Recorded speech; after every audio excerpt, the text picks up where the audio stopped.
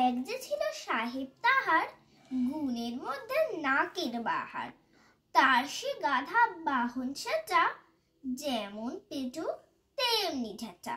ডাইনে বললে যায় সে বামে, 3 পা যেতে 2 বার থামে। চলতে চলতে থেকে থেকে খানায় খন্দে পড়ে বেঁকে। ব্যাপার দেখে এমনি তর, সাহেব বললে সবুর করো, মামদোবাজি আমার কাছে, এরও গেরো ওষুধ আছে। এই না বলে ভীষণ ক্ষেপে গাধার পিঠে বসলো চেপে।